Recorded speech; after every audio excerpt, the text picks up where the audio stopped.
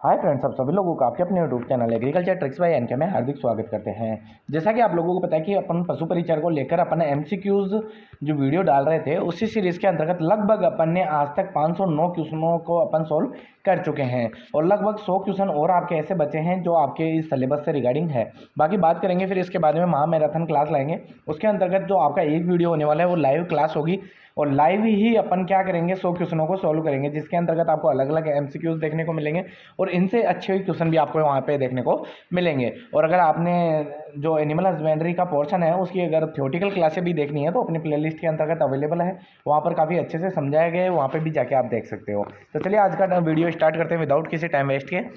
तो आज का जो क्वेश्चन रहने वाला है, पहला रहने वाला है आपका बकरी का वैज्ञानिक नाम। तो मैंने आपको बताया कि अपन ने आज से पहले किस किस की बात कर ली थी। अपने गाय की बात कर ली, भैंस की बात कर ली, भेड़ की बात कर ली। आज कौन सा रहने वाला है? आज बकरी को लेकर रहने वाला है। बात करें बकरी की वैज्ञानिक नाम क्या है, तो बकरी का नाम क्या आपका कैप्रा हिरकस है, ओविस एरिस है, बॉस इंडिकस है, बुबेलिस कार्बोनेंसिस है। तो मैंने आपको दोनों चीज़ बताई थी पहले। सबसे पहले कि अगर मैं बात करूँ ओविस एरिस, ओविस एरिस किसका नाम है? आपका भेड़ का नाम हो जाता है वैज्ञानिक नाम। अगर मैं बात करूँ बॉस इंडिकस, तो ये आपकी क्या होगी? देसी गाय। या अपन बात करें इंडिजिनस जो काऊ होती है उसका वैज्ञानिक नाम क्या होता है? बॉस इंडिकस होता है। अगर विदेशी गाय की बात करें तो क्या होता है? बॉस टार्सस होता है। इसके अलावा मैं बात करूँ बुबेलिस कार्बोनेंसिस, जो बुबेलिस कार्बोनेंसिस है वो किसका नाम है? तो यह आपकी आ जाती है आपकी दलदली भैंस का नाम। क्योंकि आपको भैंसों के अंतर्गत भी मैंने बताया था कि दो प्रकार की भैंसें होती है, एक तो होती है जलीय भैंस और एक होती है दलदली भैंस। तो जो आपकी दलदली भैंस है उसका नाम क्या होता है? बुबेलिस कार्बोनेंसिस, और जो आपके जलीय भैंस होगी उसका नाम होगा आपका बुबेलिस बुबेलिस। चलिए बात करें कि बकरी का नाम, बकरी का क्या हो जाता है? आपका कैप्रा हिरकस हो जाता है। तो ये आपका पहले भी अपन डिस्कस कर चुके हैं। चलिए नेक्स्ट क्वेश्चन की ओर बात करें कि बकरी से संबंधित सही विकल्प कौन सा है। तो आपको बताना है कि बकरी को क्या चलता फिरता फ्रीज कहा जाता है, डबल एटीएम कहा जाता है, रनिंग डेयरी कहा जाता है या उपरोक्त सभी कहा जाता है। तो इसका जब राइट आंसर की अपन बात करेंगे तो राइट आंसर कौन सा हो जाएगा? इसका ऑप्शन नंबर डी यहाँ से राइट आंसर हो जाने वाला है। अब अपन बात करें चलता फिरता फ्रीज कैसे कहा जाता है, तो आपको पता ही होगा कि बकरी का अपन कभी भी पकड़कर उसका दूध निकाल लेते हैं। तो अपन जनरली दूध को अपन क्या करते हैं? फ्रीज में रखते हैं, वो खराब नहीं होता। तो ऐसे ही क्या होता है कि बकरी भी एक चलता फिरता फ्रीज, आप जब चाहो जब आप क्या कर सकते हो? दूध निकाल सकते हो। डबल एटीएम की बात करेंगे, डबल एटीएम इसलिए कहा जाता है क्योंकि अपन कभी भी इसको क्या कर सकते हैं? डबल डबल बार भी अपन दूध इसका निकाल सकते हैं। रनिंग डेयरी वही बात हो गई, चलता हुआ फ्रीज या रनिंग डेयरी कैसे कि डेयरी के अंतर्गत अपने को क्या मिलता है? दूध मिलता है। लेकिन डेयरी तो पर्टिकुलर एक जगह रहती है, लेकिन ये क्या है? चलती फिरती रहती है, आप कहीं भी निकाल सकते हो। तो इसे रनिंग डेयरी भी कहा जाता है। तो ऑप्शन नंबर डी यहाँ से क्या होता है? काफी खूबसूरत आंसर निकल के आता है। गरीब की गाय किसे कहा जाता है? तो मैंने आपको पहले बताया था कि अगर गरीब की गाय किस नस्ल को कहा जाता है, तो गरीब की गाय किस नस्ल को कहा जाता है? राठी की। जो राठी थी आपकी गाय की नस्ल, उसको क्या कहा जाता है? गरीब की गाय कहा जाता है। लेकिन नस्ल के अलावा अगर आपको डायरेक्ट पूछ लिया जाए कि किस पशु को आपके गरीब का गाय कहा जाता है, तो गरीब का गाय किसे कहते हैं? बकरी को कहा जाता है। और बकरी को अपन क्या कहते हैं? छाड़ी कहते हैं राजस्थानी भाषा के अंतर्गत। तो इसका विशेष रूप से आपको ध्यान रखना, जो राजस्थानी टर्मिनोलॉजी है, यह जो आपके पशुपालन से संबंधित शब्दावली है उसके अंतर्गत भी कई बार आता है। तो बकरी और छाड़ी एक ही बात होती है। बात करें कि ऑप्शन नंबर सी यहाँ से क्या हो जाता है? राइट आंसर हो जाता है कि गरीब की गाय बकरी को भी कहते हैं, छाड़ी किसे कहते हैं? बकरी को ही छाड़ी कहा जाता है। तो बात करें नेक्स्ट क्वेश्चन की, बकरी के दूध में गंध पाए जाने का कारण क्या है? तो बकरी के दूध के अंदर हल्की सी गंध आती है, आपने भी देखा होगा। अगर आप पीते हो तो भी गंध महसूस होती है, अगर सूंघोगे तो भी आपको थोड़ा सा हल्का सा गंध महसूस होगी। तो वो गंध किसके कारण आती है? यानी फ्रेगनेंस होती है, उसकी जो फ्रेगनेंस होती है वो किसके कारण आती है? तो बोरिक अम्ल के कारण के, जो केप्रिक अम्ल पाया जाता है उसके कारण, सिट्रिक अम्ल के कारण या लेनिक अम्ल के कारण। तो इसके अंतर्गत क्या होता है कि जो बकरी का दूध होता है उसके अंतर्गत केप्रिक अम्ल पाया जाता है, उसके कारण उसके अंतर्गत जो फ्रेगनेंस है या फिर आपकी गंध है वो पाई जाती है। ऑप्शन नंबर बी यहाँ से क्या हो जाता है? राइट आंसर हो जाता है। बहुमुखी पशु के नाम से जानी जाती है। तो बहुमुखी पशु किसे कहते हैं? बकरी को कहते हैं, भेड़ को कहते हैं, गाय को कहते हैं, भैंस को कहते हैं। तो बहुमुखी पशु किस लिए कहा जाता है? आपकी बकरी होती है ना, अगर आप उसे चराने के लिए भेजोगे तो वो क्या करेगी? थोड़ा सा यहाँ से खाएगी, थोड़ा सा और दूसरी जगह से, थोड़ा सा ऐसे, यानी पर्टिकुलर एकदम सीक्वेंस में कभी नहीं खाती है ना। तो इसीलिए इसे क्या कहा जाता है? बहुमुखी कहा जाता है। और इसे कभी झाड़ी दिखेगी तो झाड़ी पे चढ़ जाएगी, जब झाड़ी को खाना स्टार्ट कर देगी। कोई फसल दिखेगी, फसल को खाना स्टार्ट कर देगी। तो ये पर्टिकुलर एक जगह ना खाकर अलग अलग जगह क्या करती है? अपना भोजन ग्रहण करती है। तो इसे बहुमुखी कहा जाता है। तो ऑप्शन नंबर ए यहाँ से क्या हो जाता है? राइट आंसर हो जाता है।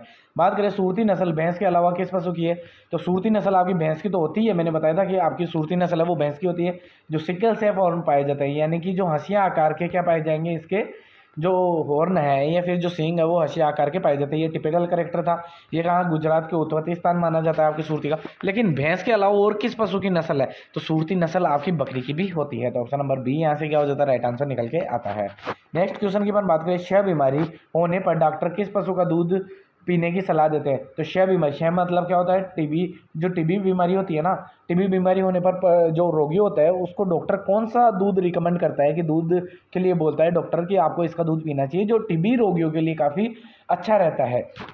तो वो किसका दूध रहता है, बकरी का दूध रहता है, भेड़ का दूध रहता है, बकरी का दूध रहता है, गाय का दूध रहता है, भैंस का दूध रहता है। तो आपको पता ही होगा कि अगर राइट आंसर की अपन बात करें कि 6 बीमारियों के लिए अपन जो उपयुक्त तो दूध माना जाता है वो बकरी का माना जाता है। तो ऑप्शन नंबर डी यहाँ से क्या हो जाता है, राइट आंसर निकल के आता है।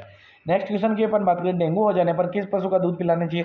तो आपको पता होगा कि डेंगू होने पर भी जो सामान्यतः दूध रिकमेंड किया जाता है वो किया जाता है आपका बकरी का दूध किया जाता है। और आपको पता है कि बकरी का दूध पीने से क्या होता है कि जल्दी से प्लेटलेट्स भी क्या होते हैं, इंक्रीज वगैरह होती है। तो डेंगू के अंतर्गत भी क्या होता है, ज़्यादातर जो दूध की सलाह दी जाती है वो बकरी के दूध की दी जाती है। तो आपको पता ही चल गया होगा कि बकरी का दूध कितना इंपॉर्टेंट होता है। इसके अलावा अपन बात करें कि इसके अंतर्गत क्या होता है कि एंटी कैंसर भी पाया जाता है, यानी कि जो ऐसे अवयव पाए जाते हैं इसके अंतर्गत जो कैंसर वाले को भी क्या कर देते हैं, निष्क्रिय कर देते हैं। मतलब कि जो दूध पीता है इससे कैंसर भी होने का खतरा कम हो जाता है। चलिए बात करें नेक्स्ट क्वेश्चन की कि किस पशु के दूध में प्रकृति क्षारीय होती है। तो आपने जनरली देखा होगा कि अपना का जो सामान्य दूध होता है वो 5.6 के लगभग पाया जाता है, यानी कि हल्का अम्लीय होता है। लेकिन एकमात्र पशु ऐसा कौन सा जिसकी प्रकृति क्षारीय प्रकृति होती है, तो वो होता है आपका बकरी। बकरी का दूध क्षारीय प्रकृति का होता है। इस विशेष रूप से आपको ध्यान रखना, काफ़ी बार पूछा गया है ये क्वेश्चन, काफ़ी इंपॉर्टेंट क्वेश्चन है। चलिए नेक्स्ट क्वेश्चन के अपन बात करें, 12 बकरी की मान्यता प्राप्त नस्लें कितनी हैं, तो वो कितनी हो जाती है आपकी 34 नस्लें हो जाती है। 44 नस्लों की अपन ने बात की थी, किसकी थी, भेड़ की नस्लें थी। 17 की बात की थी, ये किसकी थी, भैंस की थी। 50 नस्लों की अपन ने बात नहीं की थी, तो अपन वो भी आगे बता देंगे किसकी है। चलिए अपन बात करें, समझ में आ गया बकरी की कितनी मान्यता प्राप्त नस्लें, 34 है। लेकिन मैंने बताया था करंट डाटा जैसे भी आएगा तो मैं आपको कंप्लीट करंट डाटा के हिसाब से बताऊंगा, ये अभी आप जनरल नॉलेज के लिए याद रख सकते हो। चलिए नेक्स्ट क्वेश्चन की अपन बात करें, बकरी की यौना रंभ आयु मानी जाती है, कि किस अवस्था को माना जाता है कि यौन अवस्था में आ जाती है बकरी। तो 5 से 8 माह में आ जाती है, 8 से 10 माह में आते हैं, 10 से 12 माह में, 12 से 15 माह में। तो मैंने बोला था कि जो 1 से 1.5 साल की उम्र के अंतर्गत क्या होती है, जो आपकी बकरी होती है वो यौन अवस्था के अंतर्गत आ जाती है। तो ऑप्शन नंबर बी डी से क्या हो जाता है, राइट आंसर हो जाता है कि 12 से 15 माह के अंतर्गत जो आपकी बकरी है वो यौन अवस्था में मानी जाती है। चलिए नेक्स्ट क्वेश्चन के बाद बात करें, बकरी के गर्भकाल कितने दिन का होता है। तो मैंने पहले बताया था कि आपको 151 या 152 दिन दिखे वो आपका राइट आंसर होने वाला है। 151 दिन किसका है, आपका बकरी का गर्भकाल माना जाता है। भेड़ की बात की जाए तो 148 दिन किसका गर्भकाल होता है, भेड़ का गर्भकाल होता है। 114 की बात करें तो ये किसका होता है, आपका सुअर का गर्भकाल होता है। चलिए नेक्स्ट क्वेश्चन के बाद बात करें, बकरी के मांस को क्या कहते हैं। तो मैंने पहले बताया था आपको कि बकरी के मांस को क्या कहा जाता है। तो बात करें बकरी के मांस को कहा जाता है वो च्यवन कहा जाता है, मटन कभी नहीं करना। मटन किसके मांस को कहा जाता है, भेड़ के मांस को कहा जाता है। बात करें चिकन किसके मांस को कहा जाता है, मुर्गी के मांस को चिकन कहा जाता है। पोर्क किसके मांस को कहा जाता है, सुअर के मांस को पोर्क कहा जाता है। तो ये मांस से भी एक क्वेश्चन 100% आता है। अगर मैं बात करूँ भैंस के मांस को क्या कहते हैं, बफन कहते हैं। और बीफ किसके मांस को कहा जाता है, वो गाय के मांस को कहा जाता है। तो सभी के मांस एक जगह आपको पता चल गए होंगे। यहाँ से एक क्वेश्चन 100% आपका पूछा जाने वाला है, तो इनको अच्छे से याद कर लेना है आपको। चलिए बात करें कि बकरी के बच्चे देने की क्रिया क्या कहलाती है। तो मैंने पहले बताया था आपको कि जो बकरी का बच्चा है वो क्या कहलाता है, किड कहलाता है, यानी कि किड कहते हैं। तो किड कहते हैं, तो उसी प्रकार जो बच्चा देने की क्रिया है वो किडिंग कहलाती है। तो किडिंग क्या हो जाएगी, आपके बकरी में बच्चा देने की क्रिया कहलाती है। अगर मैं बात करूँ कि लेमिंग किसे कहते हैं, तो जो भेड़ के अंतर्गत बच्चे देने की क्रिया है वो क्या कहलाती है, आपकी लेमिंग कहलाती है। काविंग किसे कहते हैं, तो बच्चे देने की क्रिया को ही क्या कहते हैं, काविंग कहते हैं। चलिए बात करें काविंग किस में, गाय भैंसों के अंतर्गत होती है। ठीक है, नेक्स्ट क्वेश्चन की अपन बात करें, बकरी का नवजात बच्चा क्या कहलाता है।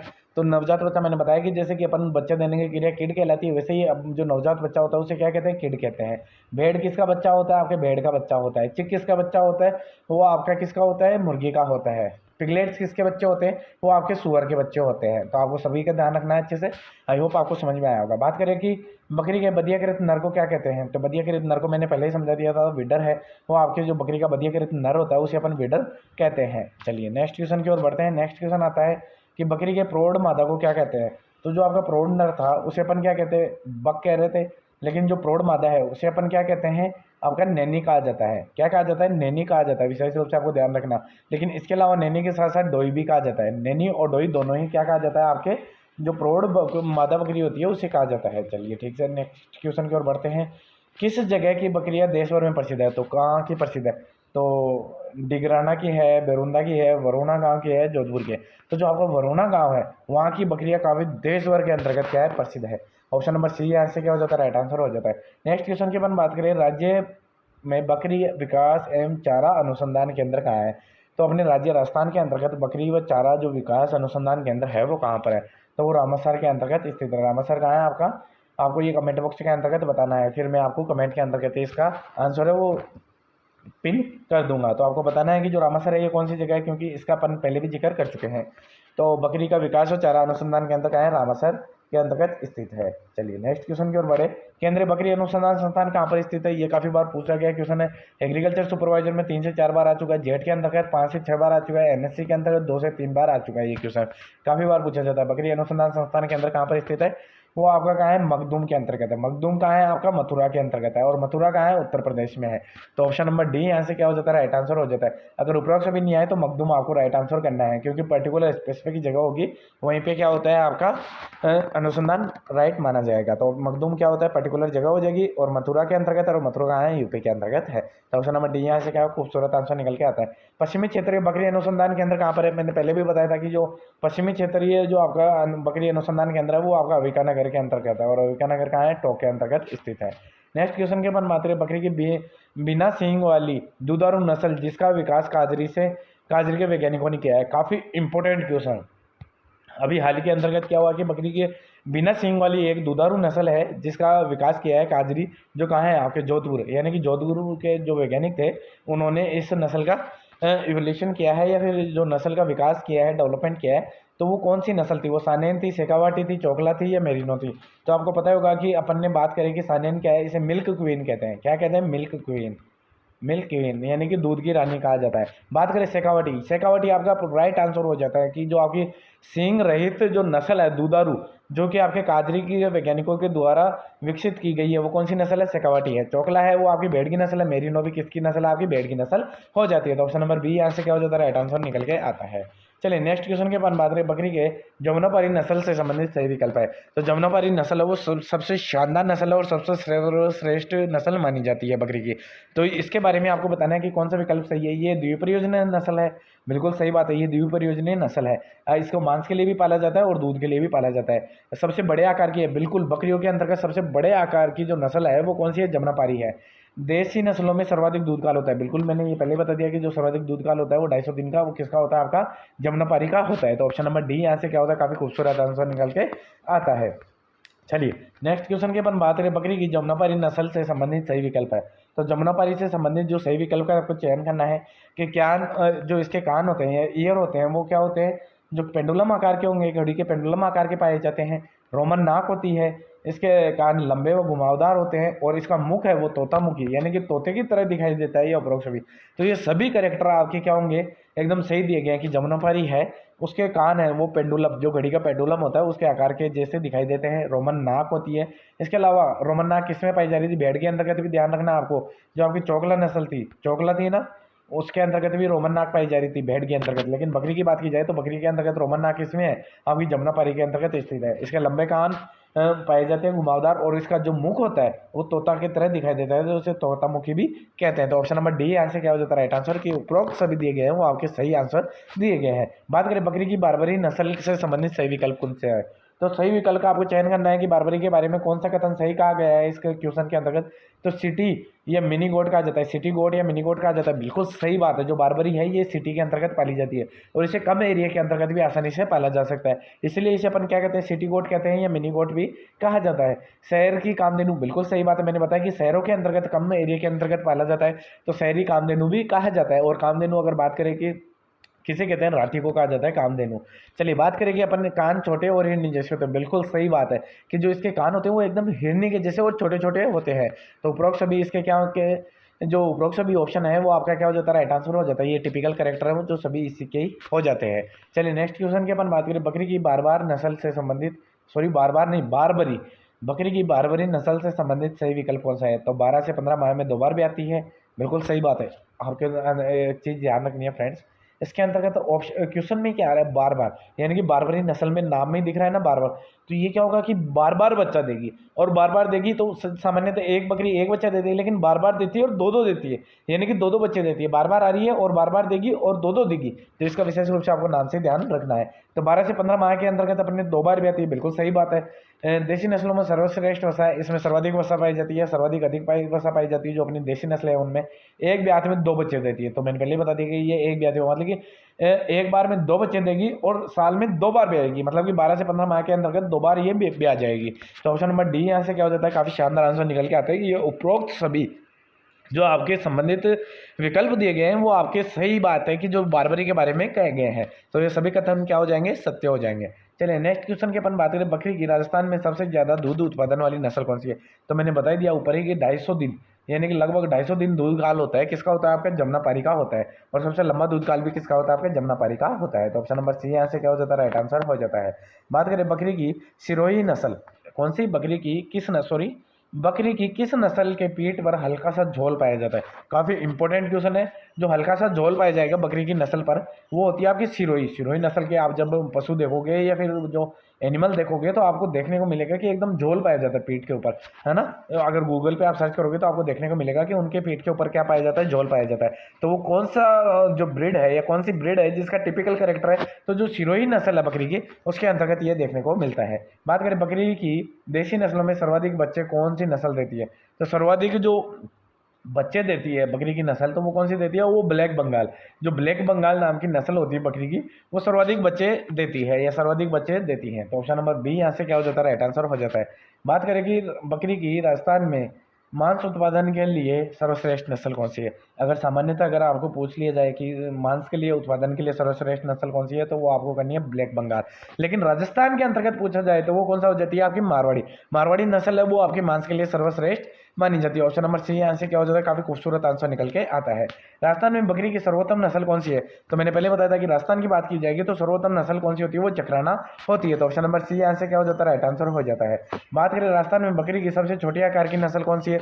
सबसे बड़ी आकार की अपन ने बात की जमुनापारी। जमुनापारी क्या है, आपकी सबसे बड़ा आकार की नस्ल होती है। लेकिन सबसे छोटे आकार की नस्ल की बात की जाएगी तो वो कौन सी होती है, आपकी सिरोही होती है। ऑप्शन नंबर सी यहाँ से क्या हो जाता है, right answer sorry option number A यहाँ से क्या हो जाता है, राइट आंसर हो जाता है। सिरोही का अपन ने टिपिकल करेक्टर क्या देखा था, इसके पीठ के ऊपर झोल पाया जाता है ना, ऐसे झोल पाया जाता है। तो ये आपका टिपिकल करेक्टर हो जाता है सिरोही नस्ल का। चलिए नेक्स्ट क्वेश्चन की अपन बात करें, बकरी की पश्मीना ऊन किससे प्राप्त की जाती है। तो कौन सी नस्ल है जिससे कि बकरी से पश्मीना ऊन प्राप्त होती है। तो वो होती है आपकी चेंगू या चांगथांग के नाम से भी जानी जाती है, कश्मीरी के नाम से भी जानी जाती है। तो ऑप्शन नंबर डी यहाँ से क्या हो जाता है, राइट आंसर हो जाता है। ये काफी बार पूछा गया क्वेश्चन है तो आपको ध्यान रखना, पश्मीना ऊन है वो बकरी से प्राप्त होगी और बकरी की कौन सी नस्ल से, चेंगू या चांगथांग या फिर कश्मीरी नाम की बकरी होती है, उससे अपने को क्या होता है प्राप्त, पश्मीना प्राप्त हो जाता है। बात करें नेक्स्ट क्वेश्चन की, भेड़ जैसी दिखाई देने वाली बकरी कौन सी है। तो अपन ने पहले पिछले वीडियो के अंतर्गत पढ़ा था कि जो बकरी जैसी भेड़ दिखाई देती है, यानी कि बकरी जैसी भेड़ कौन दिखाई दे रही थी, वो आपकी नेल्लोर थी।